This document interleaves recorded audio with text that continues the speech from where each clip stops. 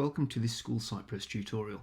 Today we're going to look at images used on your website and the different image sizes that are used on your site, and I'm going to show you how you can edit images yourself using a free website called Pixlr, where we can upload images and resize them before we upload images to your site. So let's have a look at the images that are used on your site. The first one that we'd need to look at is the slider.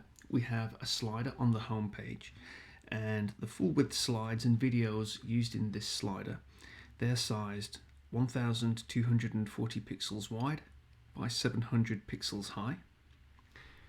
Next we have sub-schools and other categories such as art and culture and sport, life at school categories. Now these images, they are sized at 630 pixels wide by 360 pixels high.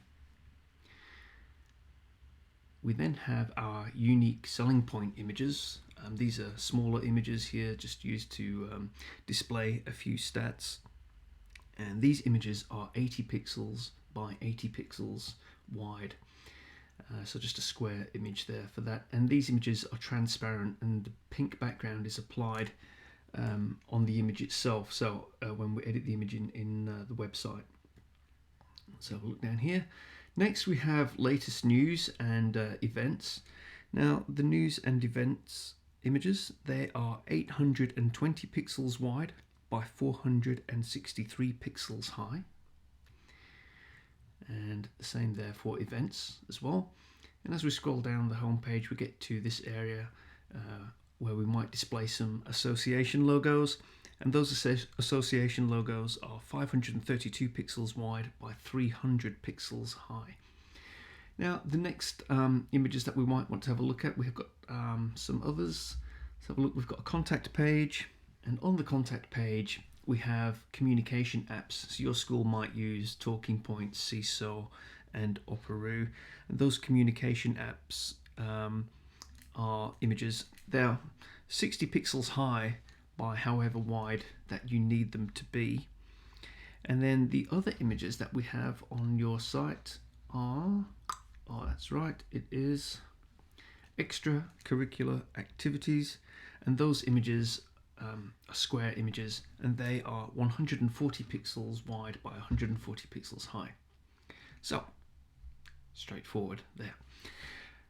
How do we resize our images? Well, the images that we have before we upload them to the website are often a lot bigger than what we need, and we have to resize our images. Otherwise, if we upload images straight off the phone, off the mobile, or off the computer, they're going to be too big, and over time those images are going to get so big that they're going to not only fill up your disk space but also slow down your website as well. So we need to resize images before we upload them to your site, and I'm going to show you how to do that. So we come to another website called pixlr.com, and then we click on the Pixlr E to edit the image, and I'm going to open up an image and show you how to create an image for the slider in this example. Okay, so we've got an image here, and it's quite square, and we can see that if we look at our website, it's the slider is quite a horizontal image. It's not really a square image. It's quite a it's this sort of ratio. So we need to create that on this Pixlr website here. So let me open the image. Open. Just select the middle button there, and then just click apply. That's it. Okay. So what I'm going to do here is come over to the left hand side where the toolbar is and just click on the crop icon. And here I want to, where it says constraint, I'm going to click on ratio. And I'm going to enter the size that I want for my slider, which is 1240 wide by 700 pixels high. And then what that does, it gives me the aperture, and I can resize it. I can pull that up and down and resize that to whatever I need, but I'm just going to smooth it down here. Let's have a look, just position it to there, which I think is pretty good. Then I'm going to press return or enter.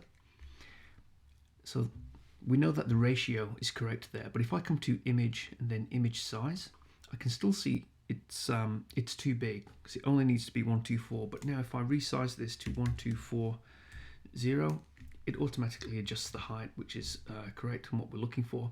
I'm going to click on apply there. Now to save this image, we come to File and Save, and we can see here the file name, Learning in the Library. This file name has spaces in between the words, and we can't have spaces on image file names when we upload them to the site, otherwise they won't display on some browsers. So we're going to replace the spaces with dashes. I'm going to select JPEG because it's a solid photographic image. We'd only use PNG if we had a transparent background on the image, but because we have it's just a full image, we're going to use JPEG. I'm going to set the quality to medium, which is still good enough. You can't see that the quality is diminished in any way. It's good quality, but it means the file size will be smaller. And then I'm going to click on download, and that will be saved to my downloads folder. Okay, so I'm going to click back on the home page. Let's do another one. I'm going to open up the image, and in this one I'm going to open up School Concert, and I'm going to pretend I'm going to make this for an event or a news article. So click on apply there. Okay, the news, event and gallery image sizes, they're 820 pixels wide by 463.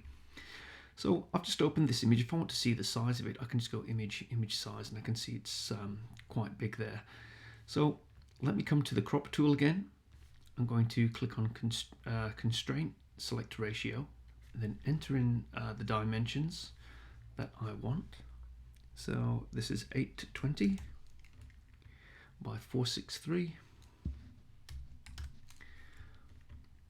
and I can, if I wanted just that crop in there, I could select that, but I quite like a bit of the other stuff here at the side. So I'm going to go with that and click on return, and then I'm going to go to image size and put in the actual size that I want.